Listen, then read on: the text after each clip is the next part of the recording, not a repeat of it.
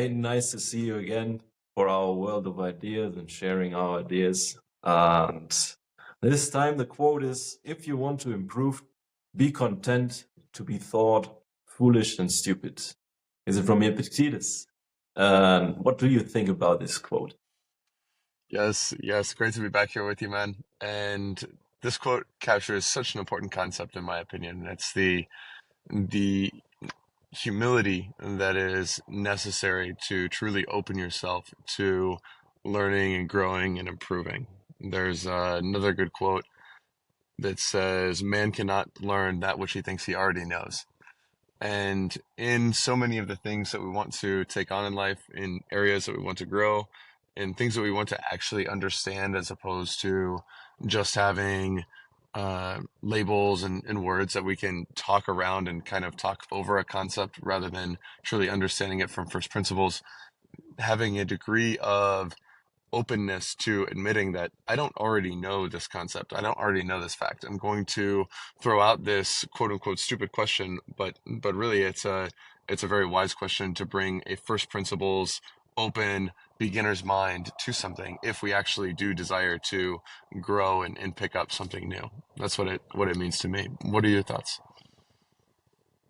Those are great thoughts of yours, and actually my thoughts are pretty similar.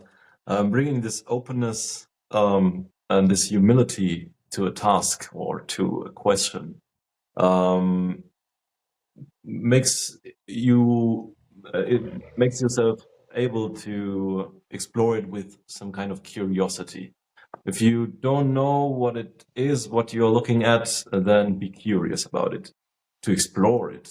And if you are curious about it without judging and without judgment, without value judgment, then you are able to explore it in a much deeper way.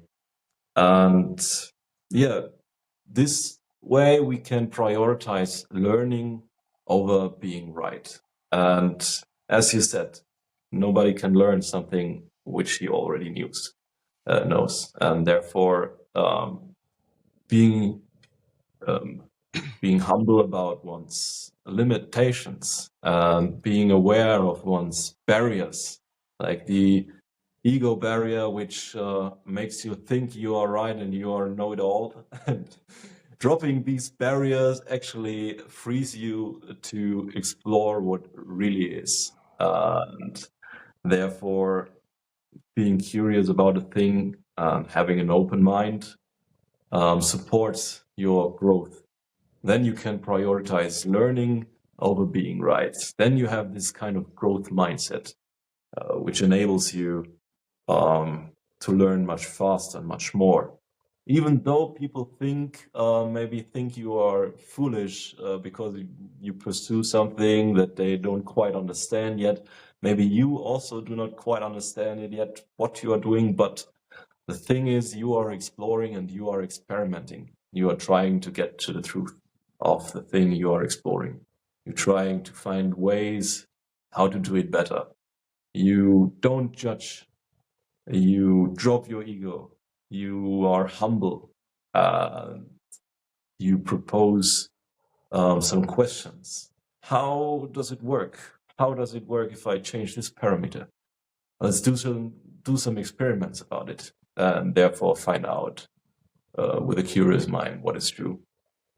And there's this important distinction to be made in doing many experiments and doing them often and without feeling embarrassed. Like, feeling embarrassed is okay, but be aware that the embarrassment vanishes as well. And it vanishes again pretty soon, and soon all the people will have forgotten that you did something. They just think about themselves, so don't be embarrassed for too long a time. But if you can revert some experiment, then do it over and over and over again. If it does not hurt anybody, do it over and over and over again.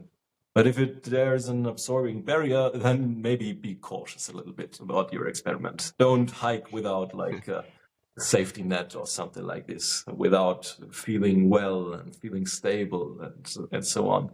just don't fall off these cliffs that you are getting too close when you are some kind of drunk or whatever.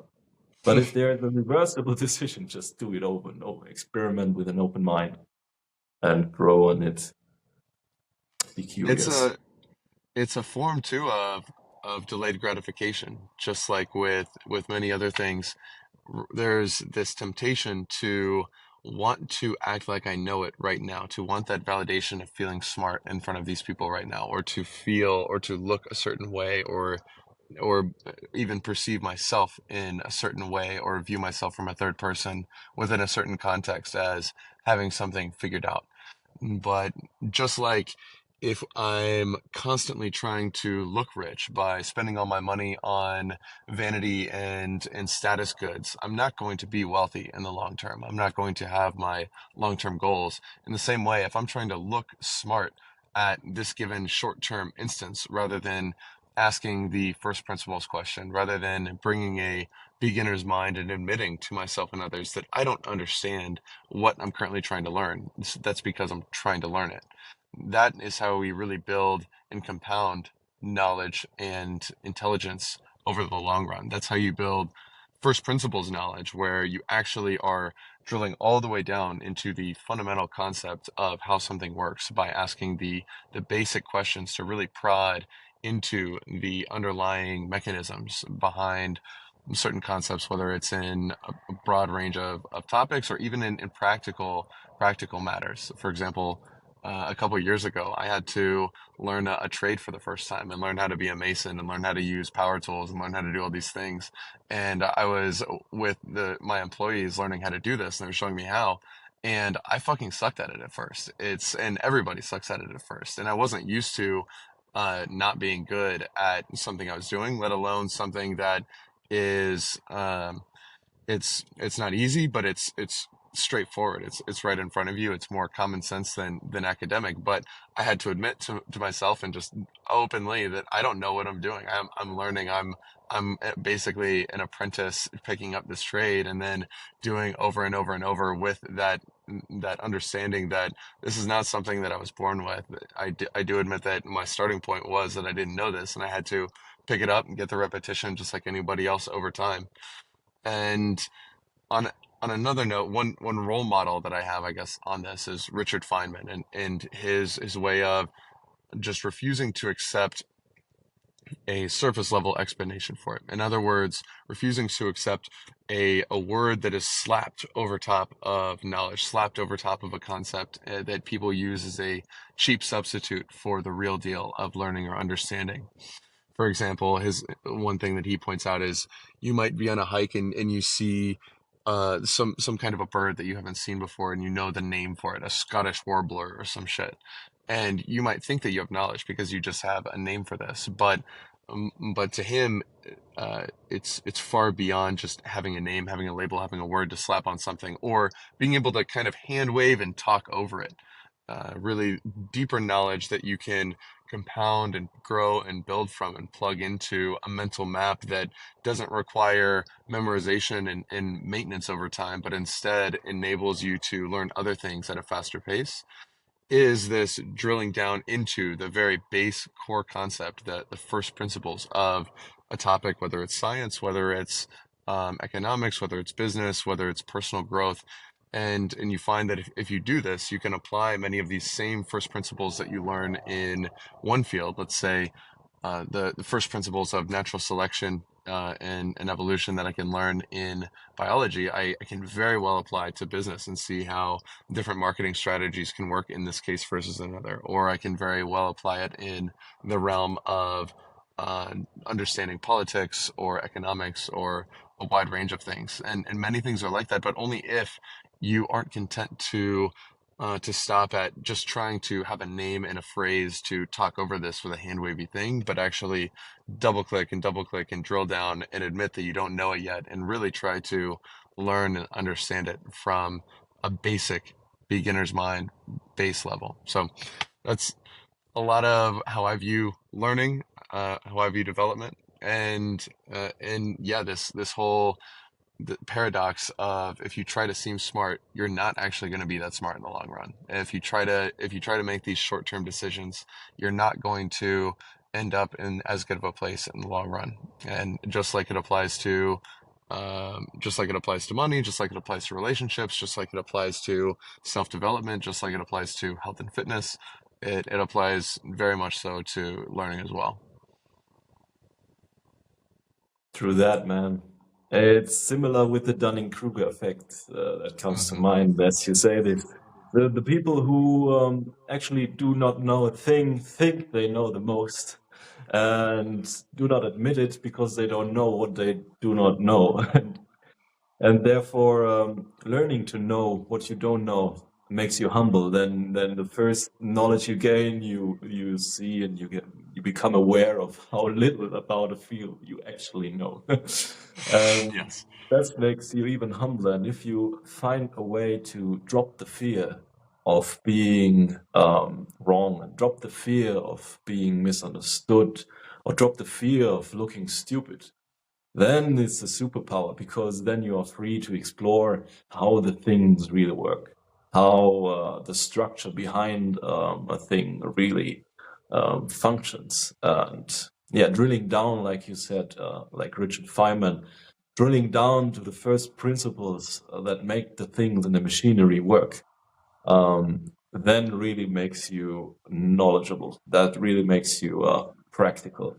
It really makes you smart. But you won't become smart if you think you know it all. You won't become smart if you are not humble enough to admit that you actually know nothing much about the thing. uh, It's so that's the true. thing. Yeah. And therefore be proactively productive the way you have been made. Like Peter Drucker says, it does not make sense that you try things that don't fit to what you do and how you are made. Do the things in which your strengths lie. To enhance your strengths. It takes the same energy to become good at something or mediocre at something from being really bad at something. The same amount of energy it takes from being great at something to becoming excellent. So just use this energy to become more excellent. Do it with a beginner's mind. Do experiments. Be humble and fail because if you are willing to fail and if you have the willingness to make mistakes, you have to be very careful not to invent. So actually, through making mistakes, through experimenting a lot, you will find eventually the things that the good Lord fitted one to do well.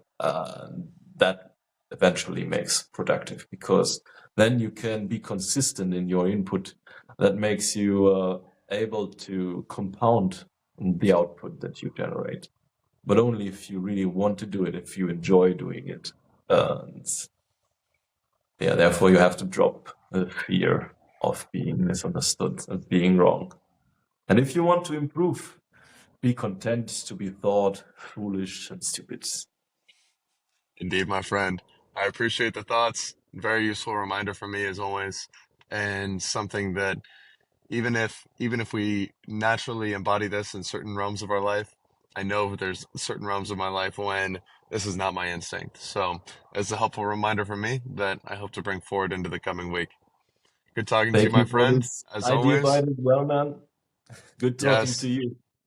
we'll Have talk a to you great soon. week, man. You as well. Bye.